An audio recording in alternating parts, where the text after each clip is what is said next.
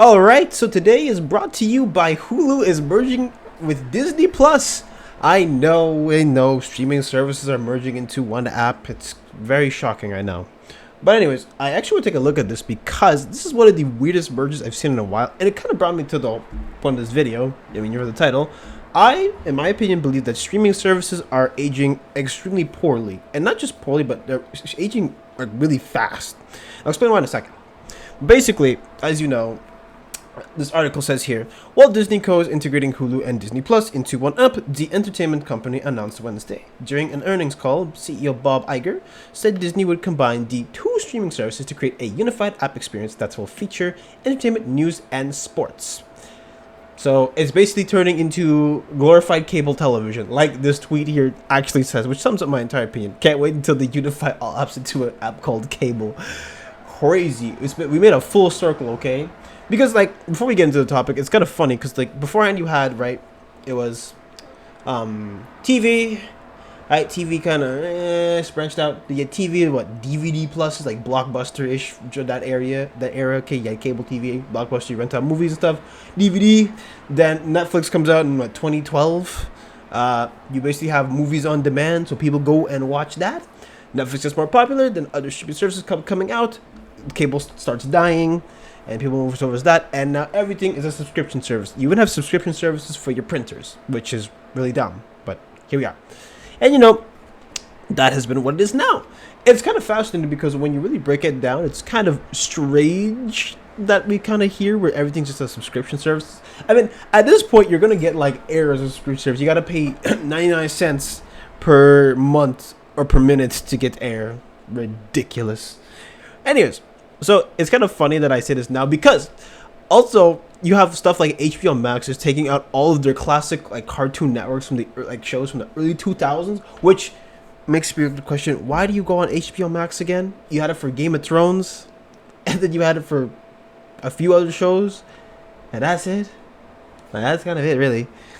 Kind of insane to me. And you even had like Gray Delisle, who like does a lot of voices of your childhood probably, and mine too.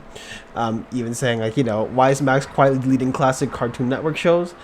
I mean, my question too. I can't tell you. But anyways, I want to break down first. We're gonna look at like the pricing and see like, you know, how it really factors into this kind of stuff, and then we're going to look at, you know, kind of like the fall off from COVID. But yeah, so that's what we're gonna start with, and then we're gonna go into some other details because it's kind of interesting, you know, how we got to where we got to. Let's break down some prices. So at the current moment, you see that if you look at like Netflix subscription plans in USD roughly, okay, I know this is like Google AI, which has not been the most reliable, but we're going to use it as like a rule of thumb here just for a rough idea. But keep in mind, AI can be wrong. But it says here, if you want standard with ads, it's $7.99 per month. So we're not going to do ads, okay? We're going to do standard $17.99 per month, okay? Then you have Max, which is or HBO Max or Max by itself. I don't know what it's called. It calls itself whatever it's called. Then it's $16.99 per month, okay? And then you have Amazon Prime memberships, which is $9.99, which gives you access to Amazon Video, which is then if you want to get more out of it, it's plus $2.99 more to get more out of it if you want no ads. And then if you go towards like Disney Plus, you'll see that it is currently $15.99, and I have Hulu in here somewhere, but I don't have it, but it'll be in the calculation. Anyways, so if you pay attention to this video that I'm going to show you, you're going to see that this is all going to equal to roughly about, I think it was like $65 per month if you pay for all these back-to-back, no ads and all that. All right, now mind you, everything's increasing. I mean, rent is increasing, food is increasing, you have tariffs going on, so that could be increasing, your essentials are increasing, all that stuff. So it's kind of funny because now let's look at like cable prices. Now this is from this only went to 2015, so don't take my word for this. And so here, what you have here is from 1995 to 2015, according to this graph here, according to cordcutting.com. It was about it's capped at like $69 per month, so it's kind of a lot. However, there's a bit of a catch. The difference between so by the way, this is free if you're not sailing the high seas. I cannot promote sailing the high seas on YouTube because that's not allowed. But say you don't sail the high seas, You have to pay for all these subscription services to get to watch one show that you want to watch, okay? So on Prime, you want to watch Invincible. On, I don't know, Netflix, you want to watch Sakamoto Days. That's what I'm watching. And say on maybe, I don't know, Max, you want to watch the old cartoons, which are all taken down anyway. And then on Hulu, you have, I think King of the Hill reboot just came back. So that's what it is. So that's what it is now. Now, in terms of the TV prices, I don't know our cable price. There's stuff probably in the later years, but it's probably going to be around maybe, I don't know, $80 something. But let's look at the difference between cable and TV. At least, and streaming, sorry. Cable and TV is the same thing. So, if you look at, for example, on one end, you'll have cable, which has basically, well, it should have every single show imaginable. It has maybe over 1,000 channels. You just have to scroll through it or look to your TV guide and see what is on at the specific time. And so sometimes it'll say, oh, okay, this is on, or this is on, this is on. Okay, you just got to get on a certain hour. And even then, some cables companies let you record the television show in case you have to miss it. So you literally have options. Now, with streaming services, you have the option of convenience. You can just scroll through libraries and libraries, just open it up and you just get on, and that's it, right? Now, where streaming services may be a bit much for most people is that sometimes you go to these services to watch maybe one show. You don't really go to these services to watch a bunch of stuff back to back. You know what I mean? Like, that's kind of what the point is. So most people do that. And I want to start off from here where it talks about, so here's a bit of a graph I have about from COVID or like streaming hours. Because remember, during the pandemic, streaming spiked. And when I say spiked, I mean, it's like stalactited. Is that a word? It just pierced through whatever graph it was. So here I have, when it comes to viewing entertainment through devices like streaming boxes, sticks, and smart TVs, the big five streaming services will still account for the majority of total OTT hours streamed at home, upwards of 80%. However, the last 2 months saw shifts in how much services engage their viewers. Netflix, Amazon Prime Video, and Disney Plus saw growth in share of streaming hours between the week of May 11th versus February 3rd, and while Disney Plus still holds a smaller share of streaming hours among the big five, it is worthwhile to note that it is nearly 2 times larger than the largest video-oriented OTT app offering in terms of streaming hours. So if you take a look here, it says that, you know, YouTube has 21.7 hours, and then you 12.6, and then you have like Hulu and Netflix and Disney Plus and all that. So you can see that there was mostly increases when it came down to or decreases going like when it came to, you know, people watching stuff like that. And so it's kind of interesting because, you know, like while you have the catalogs of what you call it, like of like all these shows, the irony is that a lot of shows now you have to wait for the episode to come out even though you paid for it, which is basically what cable used to be. So let's take a look at some old cable like stuff, because maybe some of y'all too young for this, maybe I'm just getting old, but you know, cable rollouts were kind of like all the rage back in the day. Alright, so here I have I picked up some random years using the Wayback Machine about, like, you know, different years for Cartoon Network and which shows they aired. Particularly during times where, like, you know, I know stuff is in the morning and afternoon, it doesn't matter. Okay, here's an example here. You have, at 6 o'clock you had Looney Tunes, which if you were up at 6 o'clock to watch cartoons, you would different breed entirely. Most children I say are going to watch maybe around, okay, if this is during a school week, if my memory serves right, you're gonna watch maybe at 4 p.m. So you have a movie.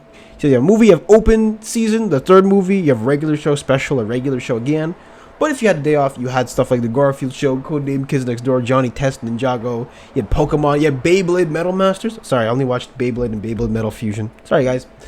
But if you go down to another one here, I have. This one is a bit more variety. So you have one like Generator Rex. You had Ben 10 Ultimate Alien in the morning. You had Ed, Ed and Eddie. You had Chowder. You have Courage the Cowardly Dog. You had Hot Wheels Battle Force 5. You have Detention Air. Underrated show, by the way. And yo, guess what? You had Codename Kids Next Door. You had the Grim Adventures of Billy and Mandy. So you can see here, like, you had a lot of options. You just had to, you know, get in time to, you know, watch the shows. Okay? Which is kind of like, some of these air times are a bit weird. Like 11:55 a.m. is kind of crazy. But either way. But now, you want to know what Cartoon Network looks like now? Bro, I can't make this up. You have a movie at 10 a.m., okay? You have Total Drama Rama, which is just Total Drama Island, but really tiny characters, which I guess. And then you have Teen Titans Go, for like basically the whole day. What happened? I don't even know what happened. But that's what it does here. It's crazy to me because, you know, as much as a fall off is, Teen Titans Go only is insane, especially the bastardization of what shows happen. Anyways, so regardless, that's what it looks like now. But you have to understand, like, at the time when you were waiting for your cartoon to come on, there was hype, there was everything. He's like, I gotta go home, I finished all my homework, I did what I had to do, I cleaned around the house, I can finally sit down and watch my shows. That's what was so special. And even the commercials back then were like hilarious. Like, you know what? Let me give you guys some commercials to watch, okay? Though I'm gonna be very careful with them because I might get, bit of a ding from YouTube. So I'm gonna cut these short, but you'll get the point in a second, okay? Let me show you some of these old cartoons, some old commercials, okay? Me mama, yup for when the morning come.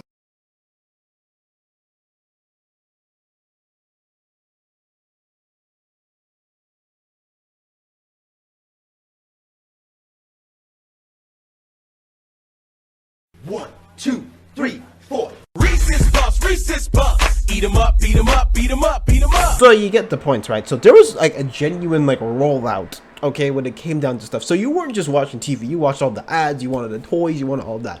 I don't know what ads look like nowadays, but it's kind of insane to me. But anyways, so just to cap it off, like I'll give you like an anecdotal example of why I think it's not gonna age well. For example, here I have the show called like Sakamoto Days I've been watching. I just mentioned it earlier, I'll mention it again. Now, I've been enjoying myself on the show, okay? I know some people don't like its animation style or whatever. I think the show's fine, alright? I'm having fun with it. However, if you look at the upload schedule, it comes out every Monday, okay? And then I have to wait every single Monday when the whole premise of Netflix in the first place was literally to have it all on demand. And people are just rolling with it. Like, you're supposed to have all these episodes out at once. Now, not every single show does it, but a good chunk of them do it anyway. And so, we're back full circle with cable television. You have to wait for stuff to come out in the first place so you can go in and watch it. Stuff isn't there all at once. Some shows are, but a lot of shows aren't. If you remember, there's also like that big show like Love is Blind. That had a whole premiere, by the way. It had a whole premiere. People were sitting there watching it live. Now, I think it's really dumb. But, Netflix was doing basically TV all over again. So, all you're basically doing right now when it comes down to streaming services is you are basically doing cable with extra steps. That's why I'm saying this isn't going to age well. You know what I mean? And even on top of that, it's like, you have a lot of other questionable stuff. Indeed. Anyways, so I just want to make this like a little opinion video because I thought it was interesting that it's kind of like streaming services, despite the initial boom that they had, they're kind of not aging as well as I thought they would, and a lot of people are not happy with some of the options that you're given. So we'll see how it turns out. But one last thing before I head out.